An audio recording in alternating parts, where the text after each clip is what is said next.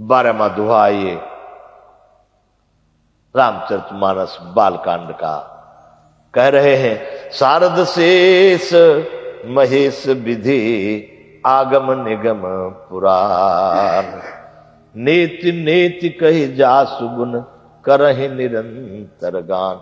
जिस परमात्मा की मैं कहानी लिखने जा रहा हूं, कथा लिखने जा रहा हूं, जिसका काव्य में रचना करने जा रहा हूं, सरस्वती जी, सहस्र शेष फन वाले शेष नाग, महेश शंकर भगवान, विधि ब्रह्मा जी, आगम निगम पुराण, वेद पुराण शास्त्र साहित्य, न इति ऐसा भी नहीं है। अपना गुणा भाग लगाए कि वह परमात्मा, वह राम ऐसा है, फिर कहेंगे नहीं ऐसा है, इससे भी और कुछ विशेष है, फिर लगाए न इति, फिर लगाए, बोले ऐसा भी नहीं है। तो नेति नेति कहे जास गुण करहि निरंतर गान, जिसके गुणों का नित्य प्रति गान कर रहे हैं, उसी परमात्मा की कथा मैं कहने जा रहा हूं बंधु। बड़ा हिचकिचाट है गोस्वामी जी के मन में। ये बालकांड का 12वां दोहा। सब जानत प्रभु प्रभुता सोई, तदपि कहे बिन रहा न कोई। यद्यपि प्रभु श्री रामचंद्र जी की प्रभुता को सब ऐसे जानते हैं कि अकथनीय है, उसका वर्णन वाणी से या शब्दों से नहीं किया जा सकता, फिर भी तदपि कहे बिन रहा न कोई, फिर भी लोगों ने अपनी अपनी बुद्धि के अनुसार, अपनी अपनी सामर्थ्य के अनुसार इसका वर्णन किया है। कौन? वेद पुराण शास्त्र ग्रंथ सबने बहुत प्रकार से भगवान के भजन का प्रभाव, अनेक प्रकार से भगवान की महिमा का वर्णन पूरा कोई नहीं कर सका, लेकिन सब जानत प्रभु प्रभुता सोई, तदपि कहे बिनु रहा न कोई। जानते हुए भी कथनीय है, अवर्णनीय है, सब प्रकार से अपरंपार है, फिर भी अपनी अपनी सामर्थ्य के अनुसार वेद पुराण शास्त्र ऋषि मुनि संत महात्मा सबने इसका वर्णन जरूर किया है। तहां वेद अस कारण राखा, भजन प्रभाव भांति बहुभाषा। वहां पर फिर वेदों ने ऐसा कारण रख दिया, तहां वेद अस कारण रखा, भजन प्रभाव, थोड़ा सा भी भगवान का भजन मनुष्य को सहज ही भवसागर से पार कर सकता है। तहां वेद अस कारण रखा। सबने निर्णय करने के बाद में एक बात पक्की की कि भजन प्रभाव भांति बहुभाषा, प्रभु के भजन का प्रभाव हर एक ने कहा है कि उससे व्यक्ति अपने जीवन को पार कर सकता है। आगे, एक अनीह अरूप अनामा, अज सच्चिदानंद परधामा। जो परमेश्वर एक है, जिनकी कोई भी इच्छा नहीं है, एक अनीह अरूप अनामा, अज सच्चिदानंद परधामा, जिनका कोई रूप और नाम नहीं है, जो अजन्मा सच्चिदानंद और परम धाम है। सच्चिद आनंद परधाम, परधाम मतलब परम धाम। एक अनीह अरूप अनामा, अज सच्चिदानंद परधामा, व्यापक विश्व रूप भगवाना, ते धरि देह चरित्र कृत नाना।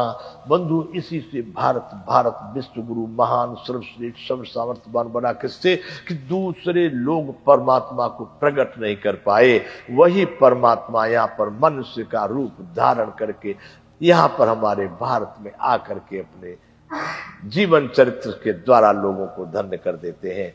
इसलिए क्योंकि दूसरे लोग उस परमात्मा को प्रकट नहीं कर पाए, भारत ने उसको प्रकट किया।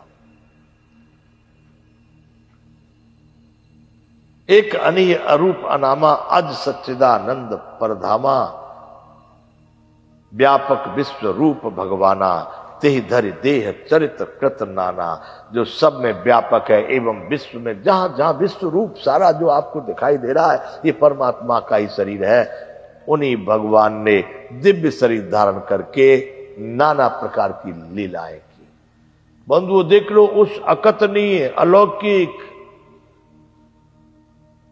अलख निरंजन निराकार विभु ऐसे परमात्मा को भारत ने प्रकट किया। यहां कह रहे हैं कि तेहि धरि देह चरित्र कृत नाना, वही परमात्मा शरीर धारण करके अनेक प्रकार की लीलाएं यहां पर अनेक प्रकार के चरित्र करते हैं, और कोई देश नहीं कर पाया। वो बुद्धि और ज्ञान और वहां पर लगा के टेक्निक लगाए ना विज्ञान, लेकिन वो विज्ञान से नहीं, वो भक्ति से प्रकट होते हैं। सो केवल भगतन हित लागी, परम कृपाल प्रणत अनुरागी। वो लीला केवल भक्तों के हित के लिए ही करते हैं, क्योंकि भगवान परम कृपालु और शरणागत के बड़े प्रेमी हैं। शरणागत को रक्षा करने वाले शरणागत भक्त वत्सल, शरणागत वत्सल केवल भक्तों के हित के लिए वो परम कृपालु परमात्मा यहां पर आकर के अनेक प्रकार की लीलाएं करते हैं। बड़े प्रेमी हैं, अनुरागी हैं भक्तों के। जेहि जन पर ममता अति छोहू, जहि करुणा करि कीनन को। जिन्होंने एक बार अगर जिस पर कृपा कर दी ना, फिर उस पर कभी क्रोध नहीं किया। अब बताइए क्यों? क्योंकि जो उनका एक बार हो गया वो कभी कोई भूल करता ही नहीं है, तो भगवान काहे को क्रोध करेंगे?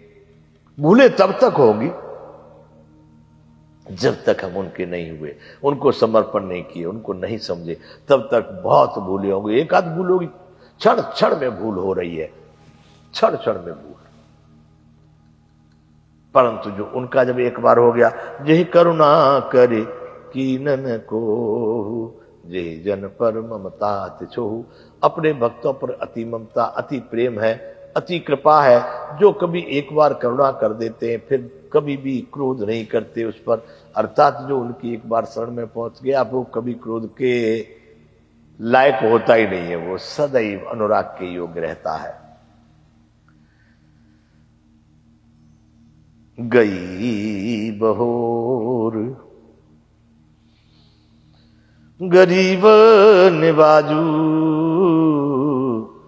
सरल सबल साहिब रघुराजू। प्रभु श्री रघुनाथ जी गई हुई वस्तु को फिर प्राप्त कराने वाले गरीब निवाज यानी दीन बंधु, सरल स्वभाव, सर्वशक्तिमान और सबके स्वामी हैं। बुध बरनय हरि जस अस जानी, करें पुनीत सुफल निजवानी। ऐसा समझ करके विद्वान लोग अपनी वाणी को सफल करने के लिए हरि के गुणों का वर्णन करते हैं। अब बंधु एक इसी चौपाई पर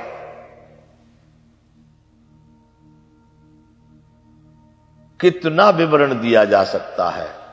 बड़े बड़े हमारे संत महात्मा जो अपने अपने दिन से अपनी अपनी कथाओं का विस्तार करते हैं, ऐसी जगहों पर बहुत कुछ कह सकते हैं, कहते हैं। एक चौपाई है, गई बहोर गरीब निवाजू। गई बहोर, जो वस्तु, जो कोई बात आपकी नष्ट हो गई, चली गई, गई, उसको पुनः फिर ले आते हैं। कौन? सरल सबल साहिब रघुराज। चार शब्द कहे, कैसे हैं वो? जो गई हुई को भी वापस लाने वाले बड़े सरल हैं। और फिर कैसे? कोई सरल व्यक्ति, कोई वस्तु हमारी चली गई हो तो सरल वस्तु वापस लाएगा कोई? सरल मानव को वह वस्तु प्राप्त होना बड़ा मुश्किल है। इसलिए फिर कैसे हैं? सबल। अगर कोई सरलता से नहीं माना, नहीं दे रहा है, तो देखो फिर बलवान से, ताकत से ले लेंगे। साहिब स्वामी परे से ले लेंगे। रघुराज है। बंधुओं कहते हैं सबसे पहले गई बहोर। राजा दशरथ की आशा ही चली गई थी। क्या? कि अब कोई पुत्र नहीं मिलेगा। ये भाई अपने गुणा भाग की अपनी कल्पना है। मैं रामायण के अनुसार या गोस्वामी जी रामचरित के मनुष्य के अनुसार नहीं, अपने व्यक्तिगत विचार कहता हूं, जो हमारे साधु मंत्र अपने अपने मन से लगाते। कहीं कहीं पर हम भी अपना मन लगा करके देखते हैं कि गई बहोरे, राजा दशरथ जी की आशा चली गई थी, अब कोई पुत्र नहीं होने वाला। 4 पन बीत गए।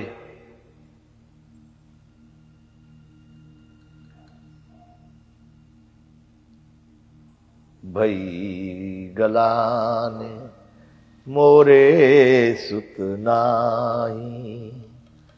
मन में बड़ी ग्लानि हुई, मेरे कोई पुत्र नहीं है। एक बार दशरथ मन माही, भई गलाने मोरे सुत नाही, बड़ी ग्लानि हो गई, पुत्र नहीं है। तो गई बहोर, आशा चली गई तो उनके यहां पर पुत्र रूप में आकर के बहोर वो आशा को फिर से चालू कर दिए। सबसे पहला कार्य ये किए। फिर क्या हुआ, आगे यहां से और थोड़ा सा बढ़ते तो विश्वामित्र का भी विश्वास खत्म हो गया। नाम तो विश्वामित्र था, लेकिन विश्वास खत्म हो गया कि 100वां यज्ञ पूरा राक्षस नहीं होने देते, उनका भी विश्वास गया। तो चल दिए विश्वामित्र के साथ, जाकर के उनके विश्वामित्र के यज्ञ को पूरा करा दिए, उनके विश्वास को फिर दृढ़ कर दिए, गए हुए विश्वास को पीछे ले आए। क्या, गई बहोर, गई हुई को लाने वाले श्री राम जी इसमें बताए। और क्या ले आए, विश्वामित्र के साथ ही और आगे चल देते हैं। जा रहे थे जनकपुर को, बीच में मिल गया गौतम जी का आश्रम। पड़ी हुई थी पत्थर बनकर के गौतम ऋषि की नारी अहिल्या। गई बहोर, चली गई थी अहिल्या, अब कैसे आने वाली है। तो उसको फिर पुनर्जीवित करके स्त्री बना करके मिल गई गौतम ऋषि को, फिर से वापस मिल गई बंधु। गई बहोर, गई हुई को पीछे लाने वाले राम जी हैं। बड़े सरल भी हैं और सबल भी हैं, दोनों प्रकार से ले सकते हैं बंधुओं, दोनों प्रकार से। अगर मान जाओ ये स्वाभाविक सरल है ना, भाई हमारी ये वस्तुएं दे दो, अगर नहीं दिए तो तुमसे छिना भी सकते हैं। गई बहोर, सरल सबल दोनों प्रकार से। राजा दशरथ की आशा चलेगी बंधु, राजा जनक की। बड़े गुस्से में आकर के बोले,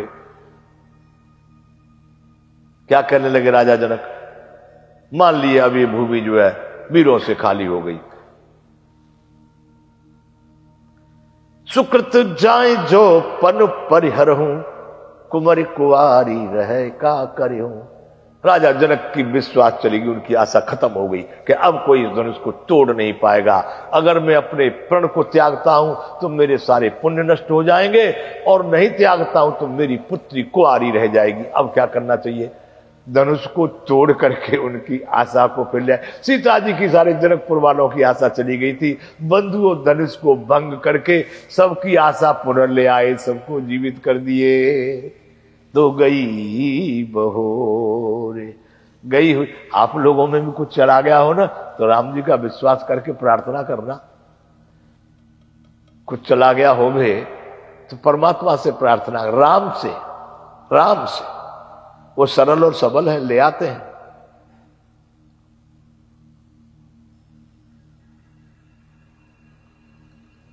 चलो अंत में लंबी कथा करेंगे तो इस पर हम 7 घंटे तक प्रवचन कर सकते हैं। गई बहोर गरीब नवाजू, सीता जी चली गई थी, उसकी सुग्रीव की पत्नी चली गई, राजधानी चली गई, ले आए कि नहीं, पीछे ले आते हैं। स्वयं की पत्नी चली गई, उनको भी ले आए। आगे इस पर चर्चा कभी होगी। बुध वर्ण है हरिजन जस अस जानी, करण पुनीत सफल निज बुद्धिमान, ऐसा समझ करके कि गई बहोर हैं श्री राम जी अपनी वाणी को सफल करने के लिए राम जी के चरित्रों का वर्णन करते हैं।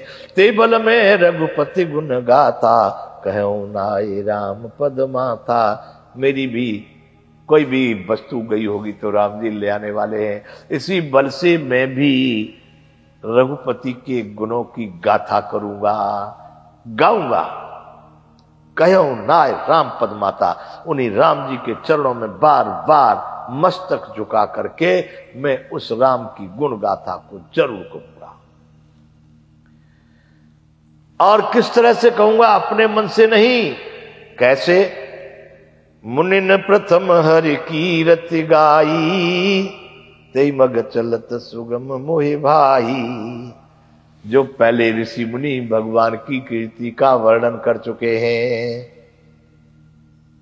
वाल्मीकि जी ने इस रामचरितमानस को पहले इसको यहां रामचरितमानस कहा गया है, उसको रामायण कहा गया है। महर्षि वाल्मीकि राम जी के काल में उसकी रचना कर चुके थे। गोस्वामी जी यहां संकेत दे रहे हैं कि मुनि ने प्रथम हरि कीर्ति गाई।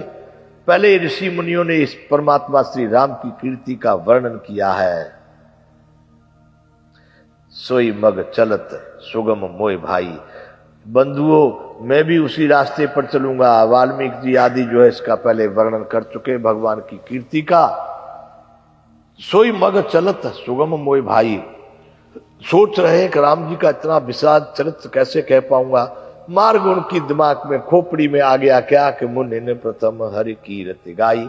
ऋषि मुनियों ने पहले जो राम जी के चरित्र, भगवान के चरित्रों का गान किया है, मैं भी उसी में पीछे पीछे लग जाऊंगा। सोई मग चलत सुखद सुगम मोहि भाई। मेरे लिए भी वही रास्ता आसान है। अति अपार जे सरित बर जो नृप सेतु कराय। चढ़ पिपीलि कऊ परम लघु बिन श्रम पार जाए।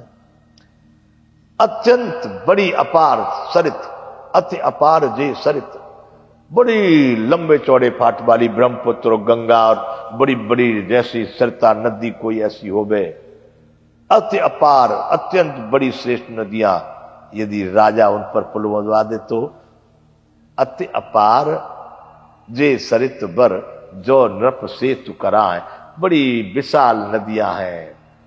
अगर उन पर राजा लोग, कोई भी राजा उन पर पुल बनवा देते हैं तो क्या होगा।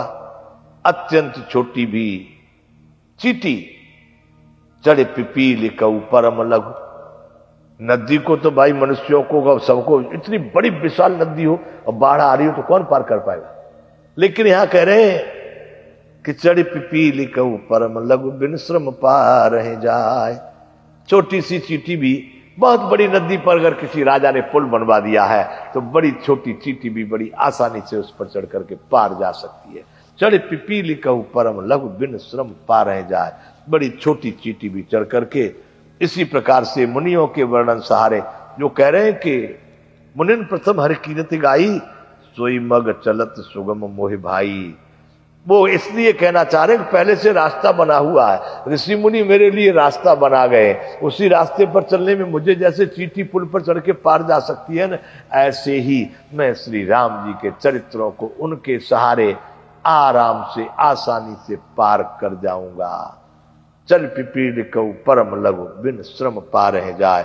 बहुत परेशानी नहीं, वो अपनी सामर्थ्य के अनुसार चलते चलते भी पार कर जाएगी। इसी प्रकार उन्हीं ऋषि मुनियों के, उन्हीं कवियों के जो पहले हरि के चरित्र गा चुके हैं, उनके सहारे मैं भी अपनी इस कथा का, श्री रामचरितमानस का वर्णन सहज ही स्वाभाविक रूप से बिना श्रम के ही कर जाऊंगा। बंधुओं, अब यहां विराम का समय हो गया। दोहा नंबर 13 ये बालकांड का। यहां से आगे कथा फिर चलेगी। अभी यहां पर विराम करते हैं। श्री रामचंद्र भगवान की जय। जय विश्व बंधु।